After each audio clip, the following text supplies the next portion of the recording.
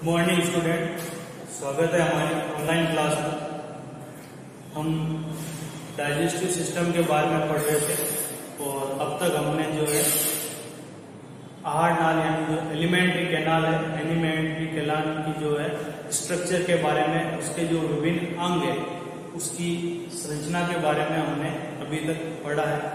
आज हम जो टॉपिक स्टार्ट करने जा रहे हैं वो है पाचक ग्रंथियां, डाइजेस्टिव ग्लैंड। ये जो पाचक ग्रंथियां हैं ये पाचन में सहायक होती है। हमारे पाचन तंत्र के साथ में तीन जो है पाचन ग्रंथियां हैं। पहली जो है वो है लार ग्रंथि। लार ग्रंथि स्लाइवरी ग्लैंड।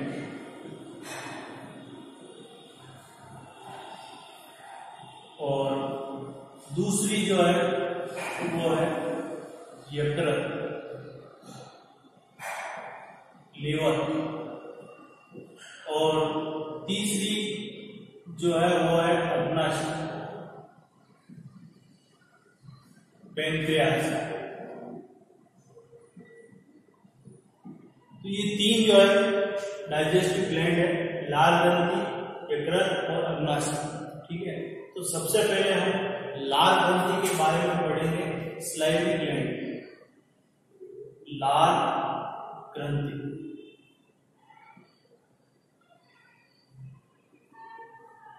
लार ग्रंथि, अब इसके बारे में कुछ इंपॉर्टेंट पॉइंट जो है कि लार ग्रंथि जो है हमारी मुख गुहा यानी जो बक्कल कैविटी, मुख गुहा यानी अंदर की तरफ स्थित होती है और ये तीन जोड़ी होती है। इनका जो प्रमुख कार्य है वो है लार बनाना। ठीक है, लार के अंदर कुछ पाचक एंजाइम होते हैं, इसके साथ साथ अकार्बनिक लवण होते हैं। अब सबसे पहले जो है इसमें हम इसकी स्थिति के बारे में देखेंगे कि लार ग्रंथि जो है मुख गुहा में पाई जाती है। बक्कल कैविटी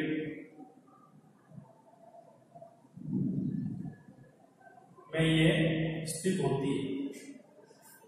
लार ग्रंथि जो है मुख गुहा के अंदर तीन स्थानों पर पाई जाती है और ये तीन जोड़ी होती है। ये तीन जोड़ी होती है।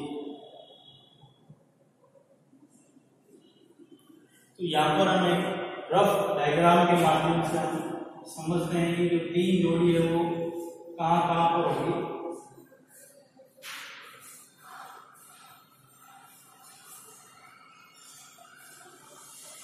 तो इनमें से एक जोड़ी जो है यहाँ पर कान के नीचे की तरफ स्थित होती है। एक जोड़ी लार ग्रंथि कान के नीचे होती है। इन्हें कर्णपूर या पैरोटिड, कर्णपूर या पैरोटिड लार ग्रंथि कहा जाता है। ये यहाँ पर जीव है। एक जोड़ी यहाँ पर जीभ के नीचे स्थित होती है। तो जो जीभ के नीचे स्थित होती है उसे अधोजीवा, अधोजीवा लार ग्रंथि कहा जाता है। सब लिंगुअल स्लाइवरी ग्लैंड। ठीक है, लिंगुअल वर्ड जो है वो जीभ के लिए इस्तेमाल किया जाता है। तो ये जीभ के नीचे होती है, इसलिए इसको सब लिंगुअल स्लाइवरी ग्लैंड कहा जाता है। और तीसरी जो है यहाँ पर जबड़े के नीचे स्थित होती है, जिसे अधोजम, अधोजम या सब मैक्सिलरी स्लाइवरी ग्लैंड्स कहा जाता है। तो ये तीन जोड़ी लार ग्रंथियां होती है और यहाँ पर हम डायग्राम के माध्यम से इनकी जो स्थिति है यहाँ पर हमने बता दी। तो पहली जो जोड़ी है वो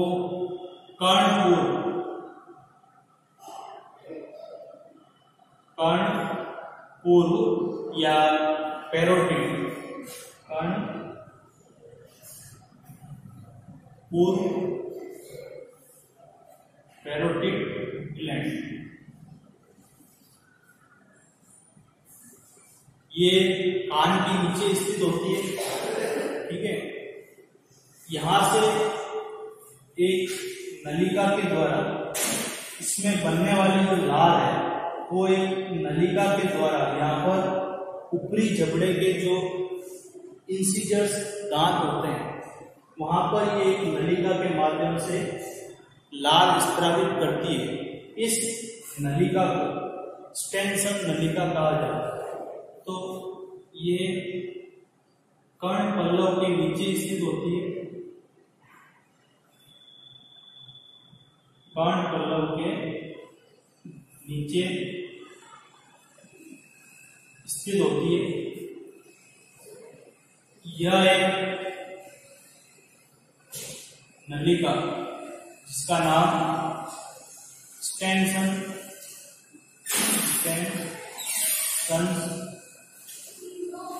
नलिका के माध्यम से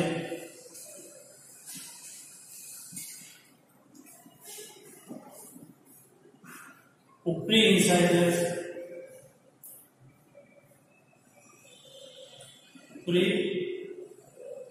इंसाइजर्स पर होती है।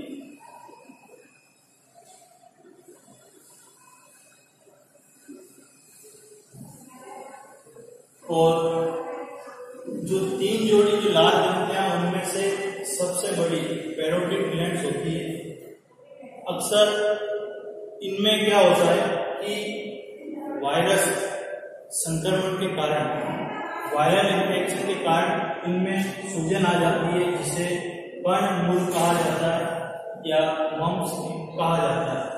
अक्सर ये जो है छोटे बच्चों में ज्यादा होती है, जिसमें ये जो ग्रंथि है वो सूज जाती है और यहाँ पर दर्द स्टार्ट होता है। ये इसके कारण होता है, इनमें वायरल इन्फेक्शन हो जाता है, वायरस संक्रमण के कारण ये हो जाता है, जिसको कर्णमूल कहा जाता है। तो कर्णमूल जो है पैरोटिड ग्रंथि में वायरल इन्फेक्शन का सूजन आ जाता है। इनमें वायरस संक्रमण के कारण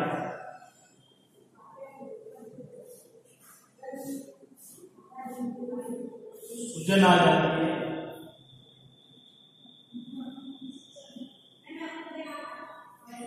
जिसे कर्णमूल कहा जाता है।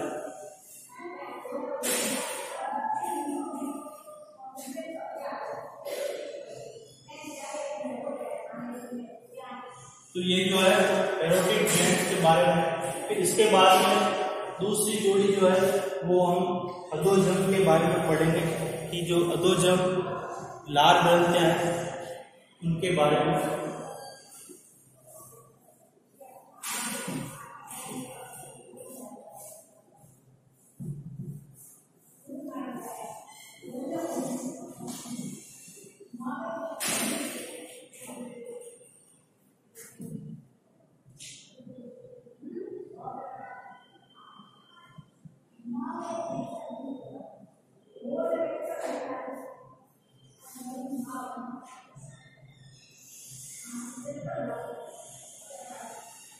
सब मैक्सिलरी ग्लैंड ये निचले जबड़े के नीचे स्थित होती है, जबड़े के नीचे स्थित होती है और इसमें बनने वाली जो लार है वो एक नलिका, इसका नाम है वार्टन नलिका। वार्टन नलिका के माध्यम से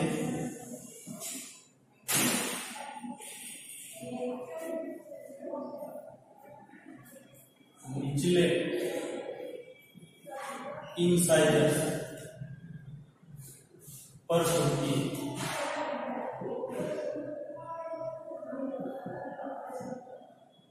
ठीक है, तो ये जो दूसरी जोड़ी जो लार ग्रंथियां हैं सब मैक्सिलरी ग्लैंड ये जबड़े के नीचे स्थित होती है और यहाँ पर एक नलिका के माध्यम से निचले जो इंसाइडर्स दांत है वहां पर ये खुलती है। फिर उसके बाद में तीसरी जोड़ी जो आती है वो है अधोजीवा, सबलिंगुअल ग्लैंड जो है ये इन तीनों में सबसे छोटी होती है और ये जीभ के नीचे स्थित होती है, जीभ के आधार भाग पर स्थित होती है।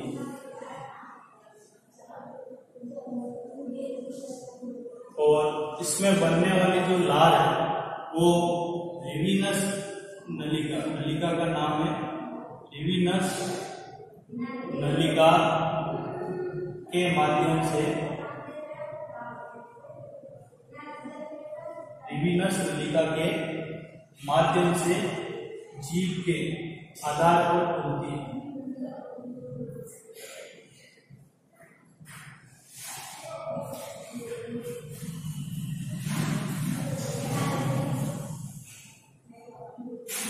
ठीक है, इन तीनों में आपको नलिकाओं का नाम याद रखना है, कौन सी नलिका और कहां पर खुलती है।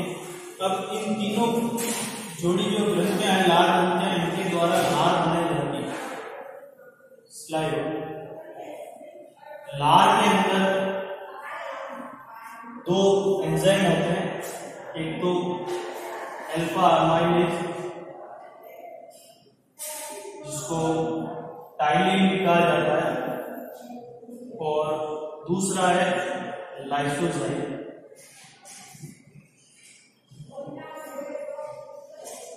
ये दोनों दो एंजाइम होते हैं।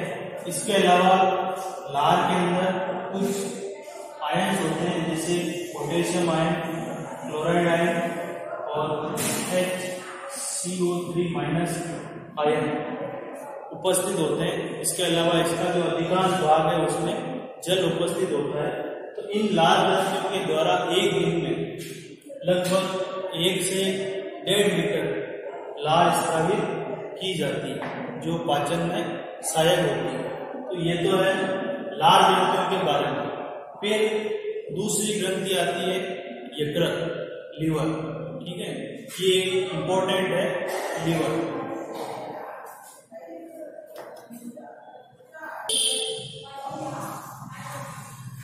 लार ग्रंथियों के बाद में दूसरी जो पाचक ग्रंथि है वो है लीवर, यकृत। ये एक इंपॉर्टेंट ग्रंथि है जो डायाफ्राम के नीचे की तरफ दाईं ओर स्थित होती है और इसका जो डायग्राम है वो कुछ इस तरीके का होता है। ये यहाँ पर इस तरीके से डायाफ्राम है और ये डायाफ्राम के नीचे स्थित होती है और यहाँ पर ये इस तरीके से दो भागों में बंटी होती है। इसके अंदर दो लोब होते हैं इस प्रकार से, ये दायां पिंड और ये बायां पिंड, राइट लोब और दायां पिंड और बायां पिंड। तो यहाँ पर हम डायग्राम में देख रहे हैं कि जो राइट साइड है, राइट जो लोब है वो आकार में बड़ी है और जो लेफ्ट है वो आकार में छोटी है। ठीक है, और यहाँ पर इसी के नीचे यहाँ पर एक इस तरह की संरचना होती है, इसको पित्ताशय या गोल ब्लैडर कहा जाता है। पित्ताशय या गोल ब्लैडर, ये यकृत का जो प्रमुख जो कार्य है वो है पित्त बनाना, बाइल जूस, और पित्ताशय का कार्य है उस बाइल जूस को स्टोर करना, उसका संचय करना। तो यहाँ पर हम देखेंगे कि सबसे पहले हम कि यकृत जो है हमारे शरीर की सबसे बड़ी ग्रंथि है, शरीर की सबसे बड़ी जो ग्लैंड है वो लीवर है या यकृत। दूसरा, इसकी जो स्थिति है यानी ये कहां पर स्थित है, तो डायाफ्राम के नीचे, डायाफ्राम के नीचे दाईं ओर स्थित है।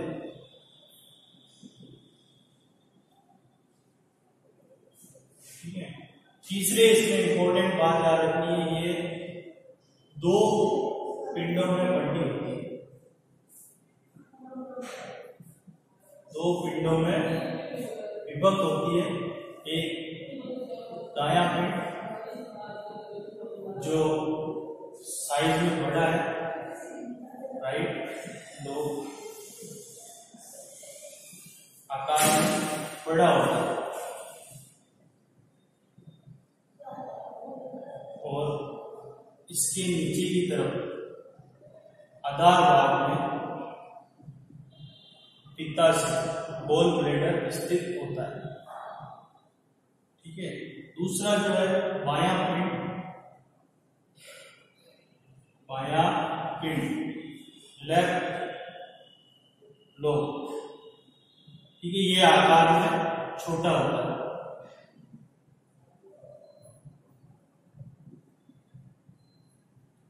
ठीक है। अब इनका यकृत का फंक्शन क्या है, पित्त या बाइल जूस बनाना। ठीक है।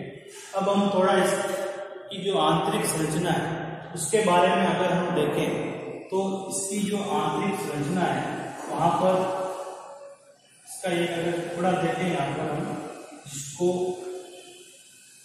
यकृत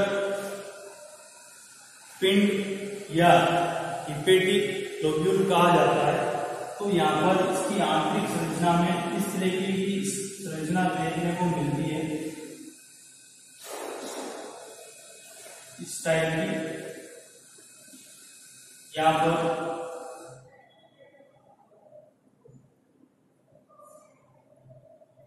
संरचना देखने को मिलती है। इसके बीच में यहाँ पर एक केंद्रीय शिरा होती है,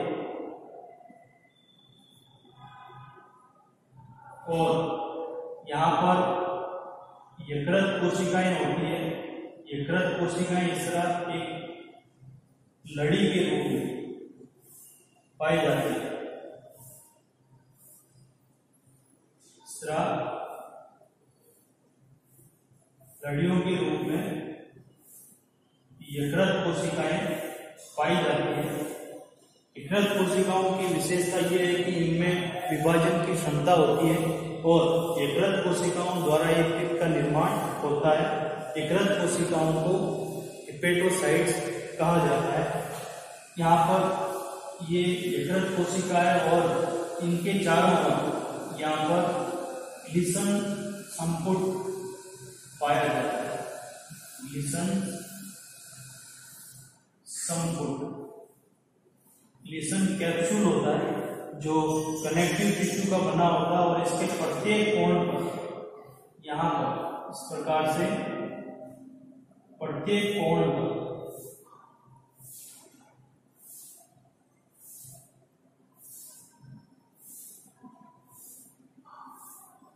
एक निवाहिका त्रिक,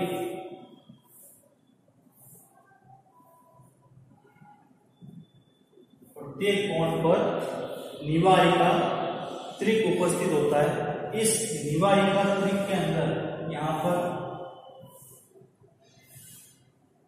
जो है 3 वाहिकाएं स्थित होती है। इनमें से एक जो है यकृत निवाहिका शिरा, एक यकृत धमनी, और एक जो है अंतर्पिंडीय, यहाँ पर एक जो है यकृत निवाहिका शिरा।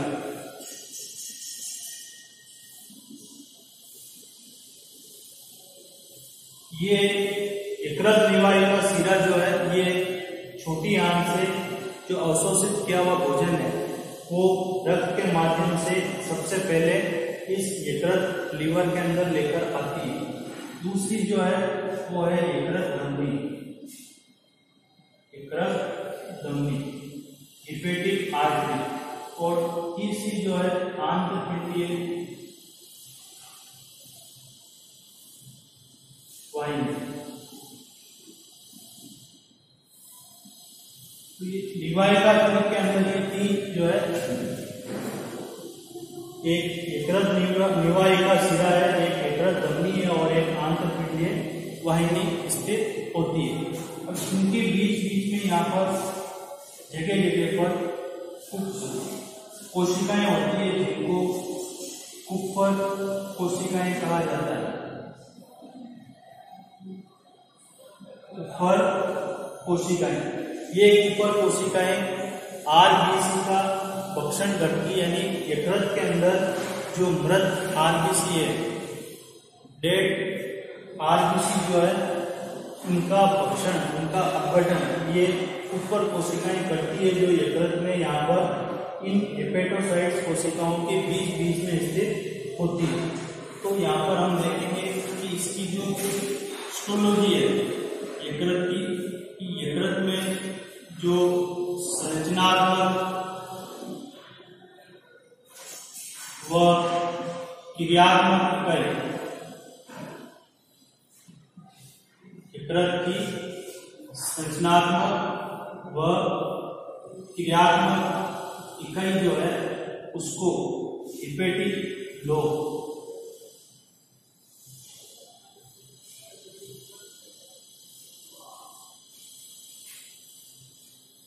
यकृत पिंड कहा जाता है। ये इसकी संरचनात्मक और क्रियात्मक इकाई है। उसमें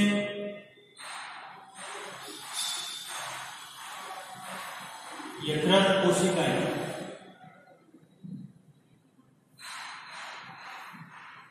जिनको हेपेटोसाइट्स कहा जाता है, लड़ियों में व्यवस्थित होती है।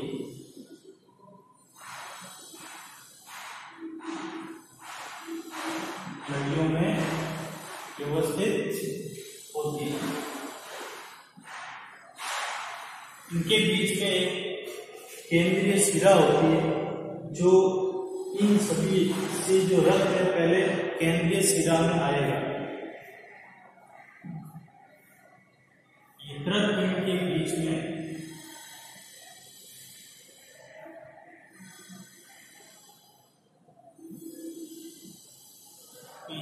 केंद्रीय शिरा होती है।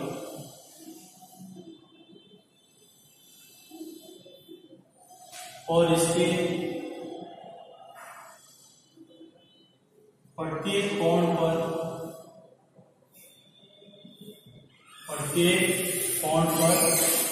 निवाहिका त्रिक उपस्थित होता है। निवाहिका त्रिक उपस्थित होता है। इस निवाहिका त्रिक में तीन नलिकाएं होती है। एक तो यकृत निवाहिका शिरा,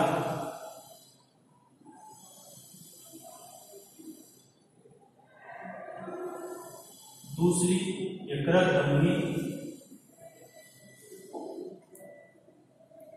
और तीसरी जो है यकृत वाहिनी होती है, आंतरपिंडीय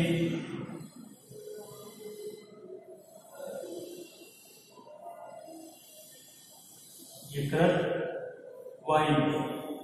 ये तीन इस निवाहिका त्रिक के अंदर उपस्थित होती है। तो ऐसी कई सारी संरचना जो है इस यकृत के अंदर स्थित होती है। इनमें यकृत कोशिकाओं के बीच बीच में यकृत कोशिकाओं के बीच में जगह जगह पर कुप्पर कोशिकाएं होती है।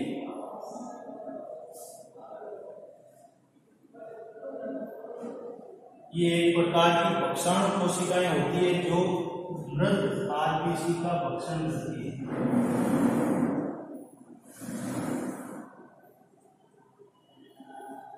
मृत आरबीसी का भक्षण करती है। यकृत का जो प्रमुख कार्य है वो पित्त का निर्माण करना, और पित्त जो है प्रत्येक यकृत कोशिकाओं में पित्त का निर्माण होता है। अब यकृत में दो भागों में बंटा हुआ है, एक इस तरफ से और एक राइट साइड से। इनमें बनने वाला, बाएं नली में बनने वाला जो पित्त है वो यहाँ पर लेफ्ट हेपेटिक डक्ट और ये है right hepatic duct.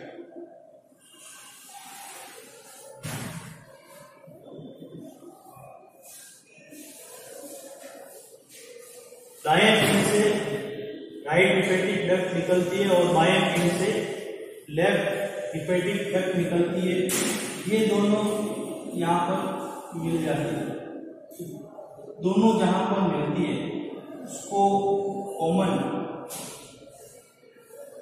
Hepatic duct कहा जाता है। कॉमन हेपेटिक डक्ट कहा जाता है और ये यहां से इस पित्ताशय में पित्त को लेकर आती है। पित्ताशय से निकलने वाली जो नलिका है इसको पित्ताशय वाहिनी, पित्ताशय वाहिनी या सिस्टिक डक्ट कहा जाता है। ये पित्ताशय वाहिनी और ये जो सयकृत वाहिनी है ये दोनों आपस में मिल जाती है। तो दोनों आपस में मिल जाती है तो इसे कॉमन बाइल डक्ट कहा जाता है। कॉमन बाइल डक्ट कहा जाता है। तो यकृत में बनने वाला जो पित्त है वो सबसे पहले पित्ताशय में संचित होता है और फिर पित्ताशय की जो वाहिनी है पित्ताशय वाहिनी और यकृत से आने वाली कॉमन हेपेटिक डक्ट है, ये दोनों मिलकर कॉमन बाइल डक्ट बनाती है और बाद में इस पित्त को ये जो है यहाँ पर छोटी आंत का जो ग्रहणी है, छोटी आंत का जो पहला भाग है ग्रहणी, उसके अंदर आकर खुलती है। ये इसमें आकर यहाँ पर खुल जाती है और इसी के साथ में यहाँ पर एक तीसरी पाचक ग्रंथि है। यहाँ पर जो अग्नाशय है पैंक्रियाज, उसकी नलिका भी यहाँ आकर के खुलती है। तो ये यकृत लीवर की संरचना के बारे में, इसके जो प्रमुख जो कार्य हैं यकृत के, उनके बारे में हम देखते हैं कि यकृत के क्या क्या कार्य हैं।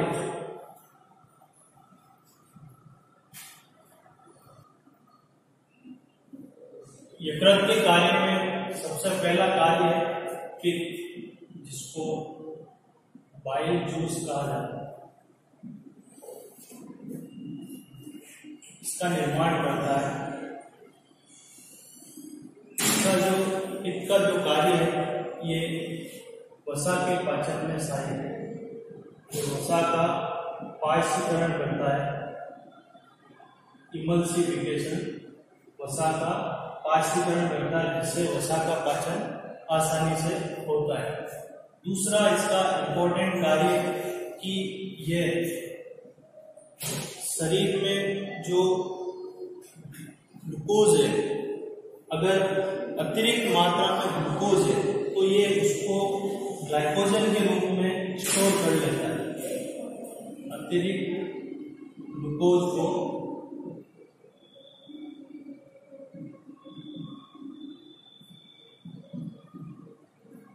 ग्लाइकोजन के रूप में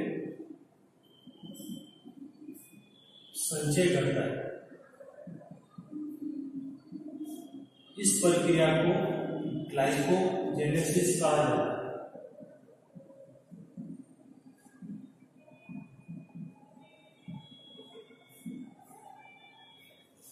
ठीक है, प्लांट में जो अतिरिक्त ग्लूकोज है उसको स्टार्च में संचित किया जाता है, जबकि मानव में जो अतिरिक्त ग्लूकोज है, शर्करा है, उसको ग्लाइकोजन के रूप में संचित किया जाता है और इस प्रक्रिया को ग्लाइकोजेनेसिस कहा जाता है। इसी प्रकार जब शरीर में शर्करा की कमी हो जाती है तो शर्करा की कमी होने पर इस ग्लाइकोजन को वापस ग्लूकोज में बदल दिया जाता है। इस प्रक्रिया को ग्लाइकोजिनोलाइसिस कहा जाता है। आवश्यकता पड़ने पर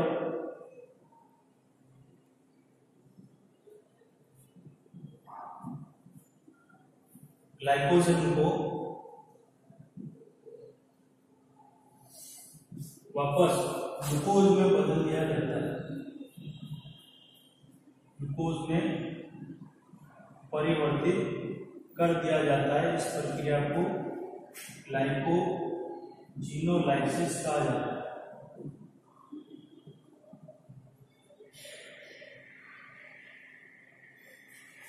इसके अतिरिक्त यकृत में ऑर्निथिन चक्र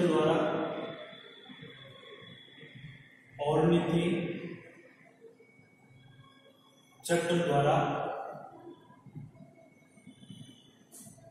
यूरिया का निर्माण होता है।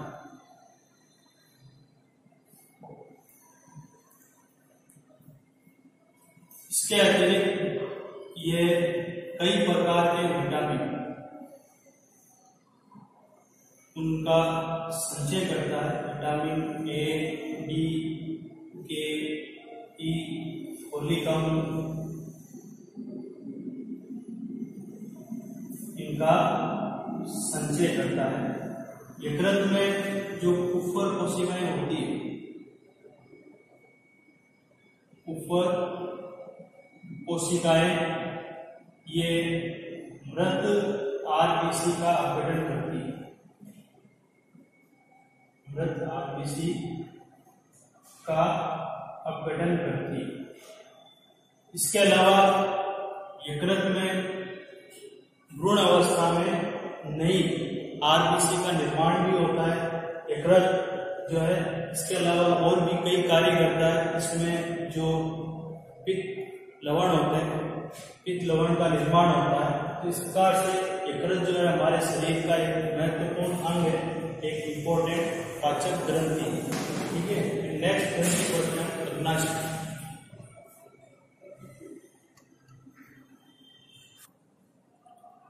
नेक्स्ट जो 30 अग्नाशय जो है ये इस प्रकार से ये इजोफेगस है। इजोफेगस के नीचे यहाँ पर ये स्टोमक है।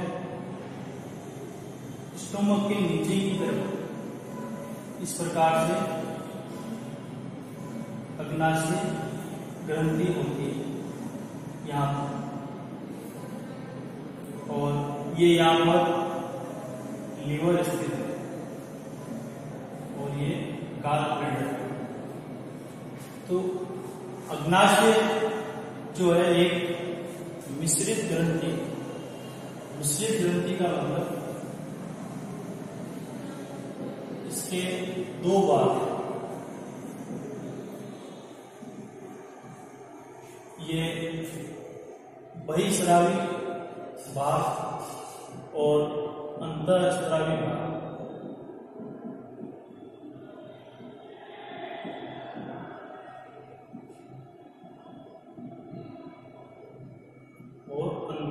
अंतःस्रावी ग्रंथि, यानी इस दोनों प्रकार की ग्रंथि होती है अग्नाशय ग्रंथि, इसलिए इसको मिश्रित ग्रंथि कहा जाता है। बहिस्रावी और अंतःस्रावी। बहिस्रावी ग्रंथि जो है ये पाचक एंजाइम बनाती है, या अग्नाशयी रस या पैंक्रियाटिक जूस अग्नाशयी रस बनाती है, जिसमें विभिन्न प्रकार के पाचक एंजाइम होते हैं और ये जो है हार्मोन बनाते हैं। तो हम उनके बारे में पढ़ेंगे। जो बहिस्रावी भाग है, बहिस्रावी ग्रंथि है, वो कुल ग्रंथि का 98% भाग होता है। यानी अधिकतर जो भाग है वो बहिस्रावी भाग है, जिसे एसिनाई कहा जाता है। बहिस्रावी भाग को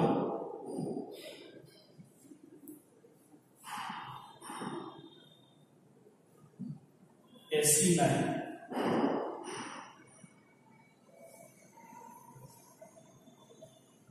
कहा जाता है। इसके द्वारा पैंक्रियाटिक जूस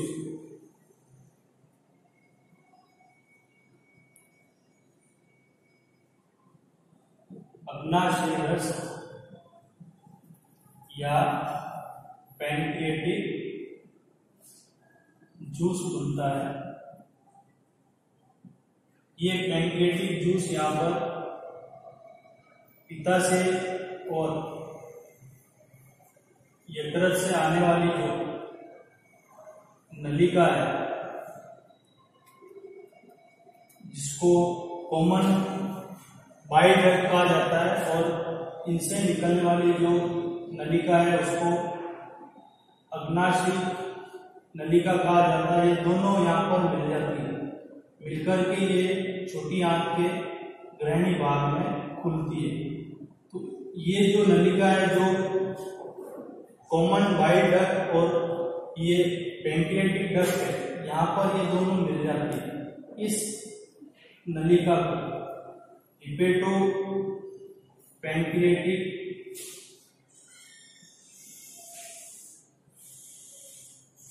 एम्पुला कहा जाता है। हिपेटो पैंक्रियाटिक एम्पुला, जहां पर ये दोनों नलिकाएं आपस में मिल जाती है, और यहाँ पर अग्नाशय रस और जो बाइल जूस है और पैंक्रियाटिक जूस दोनों जो है छोटी आंत के ड्यूोडेनम भाग में मिला दिया जाता है। इसमें विभिन्न प्रकार के पाचक एंजाइम होते हैं।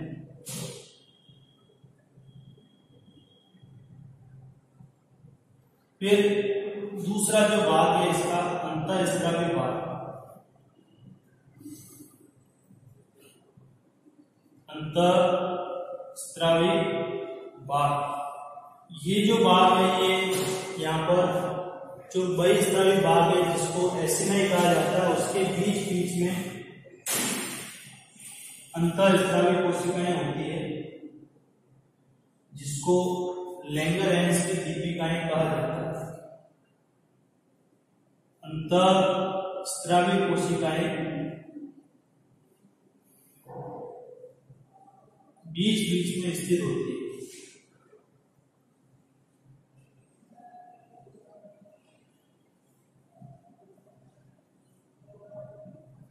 स्थित होती है, इन्हें लैंगरहैंस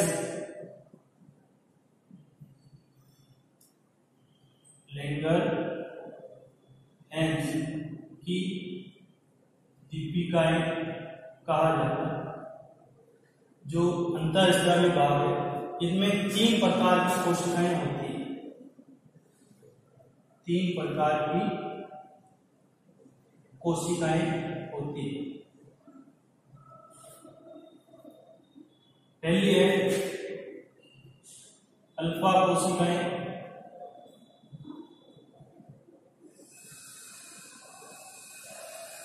बीटा कोशिकाएं, और तीसरी प्रकार की जो है वो डेल्टा कोशिकाएं।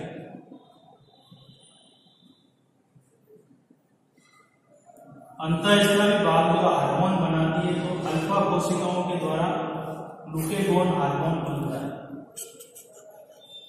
ग्लूकेगॉन हार्मोन बनता है। बीटा कोशिकाओं द्वारा इंसुलिन हार्मोन बनता है।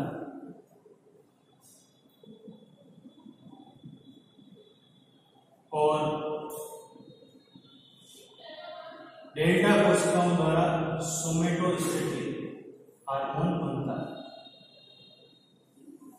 तो इनके द्वारा ये 3 प्रकार के हार्मोन बनते हैं। इसमें आपको ध्यान रखना है, ये अग्नाशय पैंक्रियाटिक डक्ट है,